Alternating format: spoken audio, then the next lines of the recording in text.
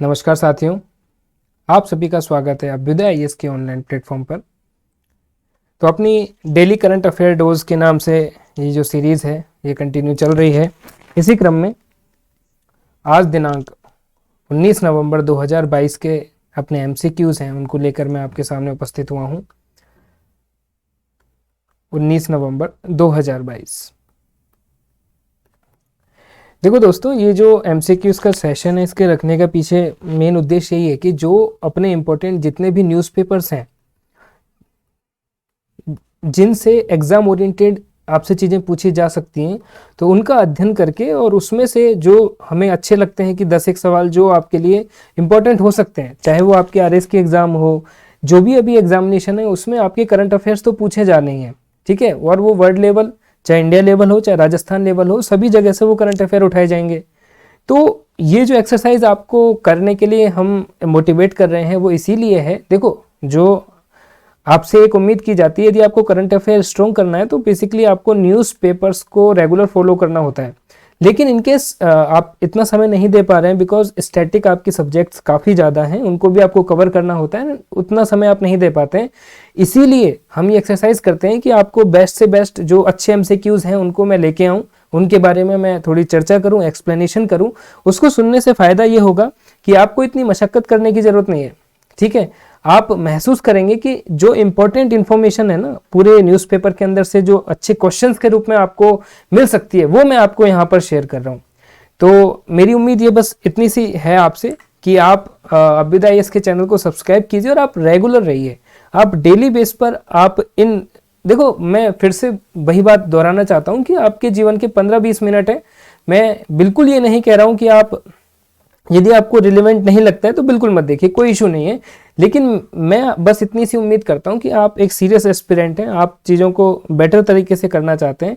तो आप जब भी आपको खाली समय मिले, चाहे आप रात को डिनर के बाद में घूम रहे हों, तो आपने अपने हेडफोन लगाया और 10 मिनट 15-20 मिनट इनको 1.5 की स्पीड में आप सुन लीजिए।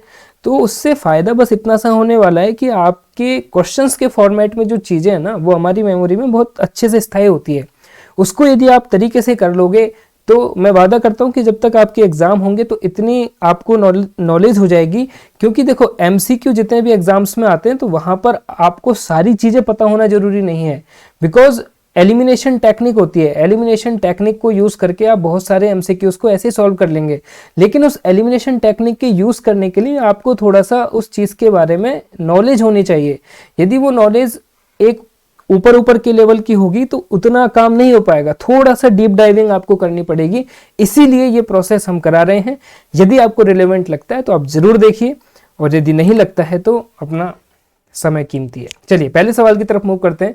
G20 देशों के 17वें शिखर सम्मेलन के बारे में सही कथन क्या है। देखो, बार बार अभी G20 के क्वेश्चंस G20 के बारे में बार बार चल रहा है, बिकॉज समिट चल रहा है आपके, ठीक है। और G20 बहुत ही इंपॉर्टेंट है, मैंने पहले भी बताया। तो इसके एक बार ऑप्शंस पढ़ लेते हैं कि भारत 1 दिसंबर से इसकी अध्यक्षता संभालेगा।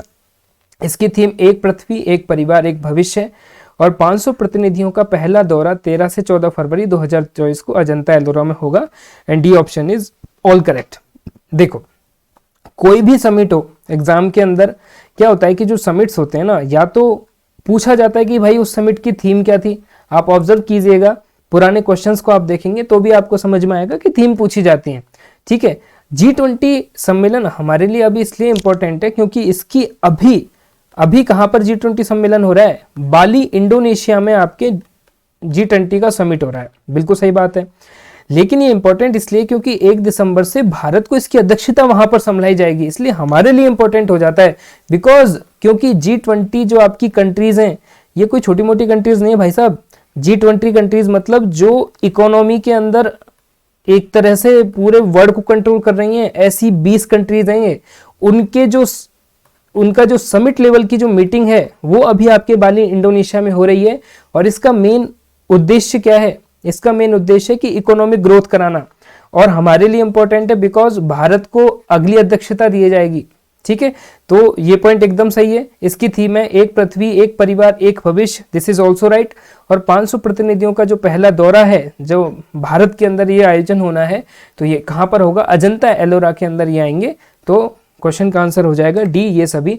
G20 के बारे में मैंने बार बार बताया, ये हैं सारी G7 कंट्रीज, इसमें आप रशिया ऐड कर देंगे G8, और ये सभी कंट्रीज जब 8 हो जाएंगी तो आपके economy super power G20 countries हो जाएंगी। आपको मैंने पहले भी बताया कि जो देश की जीडीपी है, पूरे इंटरनेशनल जो जीडीपी है ना, उसके अंदर 85% ये कंट्रियों का योगदान है। तो आप समझ सकते हैं कितनी पावरफुल ये कंट्रीज हैं। और आपके माननीय प्रधानमंत्री नरेंद्र मोदी जी G20 सम्मेलन की में एक तरह से पार्टिसिपेट करने के लिए आपके बाली इंडोनेशिया गए हुए हैं, ये वहीं की को जल के आए। देखो, ये G20 आपका समिट है वो कहाँ पर हो रहा है? इंडोनेशिया 2022 में। बार बार जब ये समिट होता है G20 में, आपको एक टर्म सुनाई देगी जिसका नाम क्या है? ट्रोइका बोलते हैं।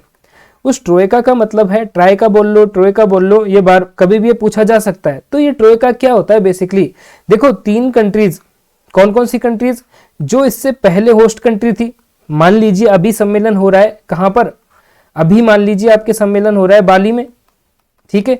अगला आने वाला फ्यूचर के अंदर सम्मेलन कहां पर होने वाला है? भारत में। और इससे पहले जो कंट्री रही होगी, तीसरी कंट्री, से ये तीनों मिलकर क्या बनाती हैं? ट्राइका का निर्माण करती हैं। तो ये इंपॉर्टेंट है, ध्यान रखिएगा। चलिए अगले सवाल की तरफ मूव करेंगे। राजस्थान संगीत नाटक अकादमी का इस साल का सर्वोच्च फेलोशिप सम्मान किसे दिया जाएगा? देखिए, अच्छा सवाल है, राजस्थान से रिलेटेड है, पूछा जा सकता है। राजस्थान संगीत नाटक अकादमी का इस साल का सर्वोच्च फेलोशिप पुरस्कार किसे दिया जाएगा? ऑप्शंस हैं आपके सामने। ए इला अरुण, बी मामे खान, सी बिनाका जेश मालू और डी फूल मोहम्मद। तो बताइए, इस क्वेश्चन का आंसर यदि आप जानते हो तो जरूर इसे शेयर कीजिएगा। देखो, मैं आपको बताता हूं इस क्वेश्चन का आंसर क्या है आपके। इस क्वेश्चन का आंसर है इला अरुण। राजस्थान संगीत नाटक अकादमी का इस साल का सबसे सर्वोच्च जो पुरस्कार है वो दिया जाएगा इला अरुण जी को। देखो, आप यदि, ये सारे लोग हैं जो राजस्थान से अपना ताल्लुक रखते हैं, जिन्होंने अपने अभिनय से या अपनी जो भी आर्ट था उसकी द्वारा अपना नाम कमाया, ये हैं आपके कौन? इला अरुण जी। आपने इनके गीत भी सुने होंगे, ठीक है। तो राजस्थानी के अंदर काफी गीत वगैरह इन्होंने गाए हैं, तो इसीलिए इनको ये सम्मान दिया जा रहा है। यदि हम बात करते हैं संगीत नाटक अकादमी, तो राजस्थान संगीत नाटक अकादमी का संबंध कहाँ से है? आपके जोधपुर से। कहाँ से है? राजस्थान संगीत नाटक अकादमी का संबंध आपके जोधपुर से है। और इसकी स्थापना कब हुई थी? इसकी स्थापना हुई थी आपके 1957 में। और किसके द्वारा की गई थी? राजस्थान सरकार, गवर्नमेंट ऑफ राजस्थान के द्वारा इसकी स्थापना की गई थी, ठीक है। इसका बेसिकली एम क्या है, थीम क्या है एक तरह से इनकी, कि जो राजस्थान का आपका क्लासिकल म्यूजिक है, चाहे आपका क्लासिकल म्यूजिक हो, चाहे आपके फोक डांसेस हो, ठीक है, लोक नृत्य हो गए अपने, ठीक है, लोक गीत हो गए, उन सभी का प्रोटेक्शन करने का और उनको, हमारी जो धरोहर है उनको सहेजने का काम आपकी राजस्थान संगीत नाटक अकादमी करती है। हमको याद रखना है। और इस क्वेश्चन का आंसर हो जाएगा इला अरुण। क्वेश्चन नंबर 3 देख लेते हैं। हाल ही में राजस्थान संगीत नाटक अकादमी के द्वारा, देखो, लोक गीत गायन सम्मान दिया गया है, कंफ्यूज नहीं होइएगा। क्वेश्चन नंबर 2 में पूछा गया है सर्वोच्च फेलोशिप सम्मान किसे दिया है? तो इला अरुण जी को दिया है। और लोकगीत सम्मान, लोकगीत गायन सम्मान किसे देने की घोषणा की गई है? तो ऑप्शंस हैं ए इला अरुण, बी बीएम व्यास, सी मामेखा और डी इनमें से कोई नहीं। तो इस क्वेश्चन का आंसर है सी मामेखा। आप यहाँ पर इस चित्र में इनको देख सकते हैं, बहुत ही प्रसिद्ध राजस्थानी गायक हैं, ठीक है, और आपने इनके गीत कहीं ना कहीं सुने होंगे। तो याद रखिएगा, इस वर्ष का लोकगीत गायन सम्मान पहली बात तो देता कौन है? राजस्थान संगीत नाटक अकादमी देती है, ठीक है। और वो किसे दिया है? मामे खान को। चलिए क्वेश्चन नंबर 4 की तरफ मूव करेंगे। हाल ही में मुख्यमंत्री अशोक गहलोत जी के द्वारा डॉक्टर भीमराव अंबेडकर ई लाइब्रेरी का उद्घाटन किया गया है। आपने न्यूज़पेपर में देखा भी होगा कि ई लाइब्रेरी का उद्घाटन आपके किया गया है। ई लाइब्रेरी इलेक्ट्रॉनिक आपकी जो लाइब्रेरी है, ठीक है, इंटरनेट से पूरी तरह से लेस जुड़ी हुई लाइब्रेरी, उसका उद्घाटन कहाँ किया गया है? ए राजस्थान विश्वविद्यालय Jaipur, B Dahmi Kala Bagru, C Jodhpur and D central park Jaipur. तो इस क्वेश्चन का आंसर आप बताइए, इस क्वेश्चन का आंसर क्या है? यदि आपने न्यूज़पेपर थोड़ा भी ऑब्जर्व किया हो तो आपको इस क्वेश्चन का आंसर मिल जाएगा। इस क्वेश्चन का आंसर है यूनिवर्सिटी ऑफ राजस्थान जयपुर। अगले क्वेश्चन की तरफ मूव करेंगे, उससे पहले ये देख लीजिए कि ई लाइब्रेरी यहाँ पर खोली गई है राजस्थान यूनिवर्सिटी में। चलिए अगला क्वेश्चन है, अंतर्राष्ट्रीय प्लास्टिक प्रदर्शनी प्लास्ट इंडिया 2023 प्लास्टिक को किस तरह से आगे फ्यूचर में आपको यूज करना है, उसके लिए अंतर्राष्ट्रीय प्लास्टिक प्रदर्शनी का उपयोग किया गया। 1 से 5 फरवरी तक ये कहां पर आयोजित की जाएगी? A New Delhi, B Gurgaon, C Faridabad and D Pune. तो इस क्वेश्चन का आंसर है नई दिल्ली। चलिए, हाल ही में कल्याण सिंह राजावत का निधन हुआ है, उनका संबंध किससे था? देखिए, ये कल्याण सिंह राजावत जी हैं जिनका भी निधन हो गया है। ये कौन थे? तो राजस्थानी चित्रकला के क्या प्रमुख चित्रकार थे, या फिर राजस्थानी भाषा के वरिष्ठ गीतकार थे साहब, या फिर राजस्थान के किसान आंदोलन के नेता थे, या राजस्थान के प्रमुख खिलाड़ी। देखो, आप कोई सी भी एग्जाम देना राजस्थान की, आप पुराने पेपर्स अभी ऑब्जर्व कीजिए। अभी वन रक्षक वनपाल का पेपर हुआ, किस तरह के क्वेश्चंस पूछे गए? तो ट्रेडिशनल सवाल तो पूछते ही हैं, लेकिन अब करंट के अंदर बहुत अच्छे सवाल बनने लग गए हैं, तो थोड़ा सा ऑब्जर्वेशन रखना पड़ेगा आपको। मान लीजिए आपसे क्वेश्चन पूछ ले कि अभी कल्याण सिंह राजावत जी का निधन हुआ है, उनका संबंध किससे था, तो आप क्या बता पाएंगे क्या, यदि आपने नहीं पढ़ा होगा? इसलिए क्वेश्चन इंपॉर्टेंट है। तो मैं आपको बता देता हूं। देखो, श्री कल्याण सिंह राजावत राजस्थानी कवि और साहित्यकार थे, तो राजस्थानी भाषा के वरिष्ठ गीतकार ये बेसिकली रहे हैं, तो इनका संबंध आप याद रखिएगा। अच्छा सवाल था। अगला सवाल देखते हैं। अखिल भारतीय स्तर पर, ऑल इंडिया स्तर पर प्रतिष्ठित कादम्बरी पुरस्कार 2022 किसे दिया जाएगा? देखिए, आपके लिटरेचर के अंदर ये कादम्बरी पुरस्कार दिया जाता है।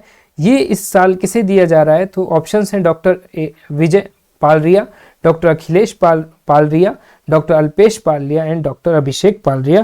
तो इस क्वेश्चन का आंसर क्या होगा, आप बता सकते हैं?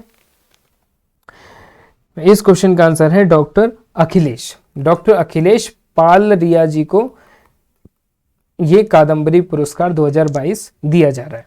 ठीक है, चलिए अगला सवाल देखते हैं। हाल ही में प्रदेश की सुश्री साक्षी कुमारी को अर्जुन अवार्ड से सम्मानित किए जाने की घोषणा की गई है, उनका संबंध किस खेल से है? देखो, अर्जुन अवार्ड की चर्चा इससे पहले के सेशन में भी मैंने आपसे की थी। वहां पर मैंने आपको बताया था कि अर्जुन अवार्ड क्यों दिया जाता है, कब से अर्जुन अवार्ड दिया जाता है। तो यदि आपने वो सेशन देखा हो तो मुझे आप कमेंट करके जरूर बताइएगा कि अर्जुन अवार्ड क्यों दिया जाता है और इसका संबंध किससे है और ये कब शुरू किया गया। यदि आप सेशन देखें तो कमेंट करके जरूर मेरे को ऑफलाइन कमेंट करके इसका जवाब दीजिएगा। तो हम बता देते हैं कि सुश्री साक्षी कुमारी जी हैं प्रदेश की, उनको क्या दिया गया है भैया? अर्जुन अवार्ड से सम्मानित किया गया है। और उनका संबंध किस खेल से है? ए क्रिकेट, बी वॉलीबॉल, सी डिस्कस थ्रो और डी कबड्डी। तो साक्षी कुमारी जी का संबंध किससे है? साक्षी कुमारी जी का संबंध है वो है आपके डी कबड्डी। ठीक है, चलिए क्वेश्चन नंबर 9 देख लेते हैं। हाल ही में जियो स्मार्ट इंडिया 2022 का समिट शिखर सम्मेलन का उद्घाटन कहां पर किया गया है? देखो, ये जे वाला जियो नहीं है, ये है जी वाला जियो। ठीक है, जियो से रिलेटेड। आप जियोग्राफी देखते हैं ना, जियो जो रिलेटेड है आपके अर्थ साइंसेस से, भू विज्ञान से जिसका रिलेशन आता है, वो वाला जियो है। ठीक है, तो जियो स्मार्ट इंडिया 2022 का आपका शिखर सम्मेलन का उद्घाटन कहां पर किया गया है? A Delhi, B Jaipur, C Bengaluru and D Hyderabad. तो इस क्वेश्चन का आंसर हो जाएगा आपका हैदराबाद। अभी आपका जियो स्मार्ट इंडिया 2022 का ये समिट है जो 15 से 17 नवंबर 2022 को हैदराबाद में ऑर्गेनाइज किया गया है। बेसिकली ये क्या काम करते हैं? अर्थ साइंसेज से रिलेटेड कुछ महत्वपूर्ण जो टेक्नोलॉजीज हैं उनको और बेटर करने का ये प्रयास करते हैं। चलिए अंतिम सवाल देख लेते हैं। हाल ही में शिव नरवाल ने एशियाई एयरगन चैंपियनशिप में कौन सा पदक जीता है? ए रजत, बी कांस्य, सी स्वर्ण। ठीक है, तो शिव नरवाल जी के बारे में आपको ये क्लियर होना चाहिए कि शिव नरवाल जी का संबंध किससे है? एयरगन, ये आपके एयरगन चैंपियनशिप है, कहां पर हो रही है? 15वीं एशिया एयरगन चैंपियनशिप आपके हो रही है। इसमें शिव नरवाल जी ने क्या जीता है? शिव नरवाल जी ने यहाँ पर स्वर्ण पदक जीतकर अपना नाम रोशन किया है और देश का नाम भी रोशन किया है। साउथ कोरिया के अंदर आपके ये चैंपियनशिप का आयोजन किया जा रहा है।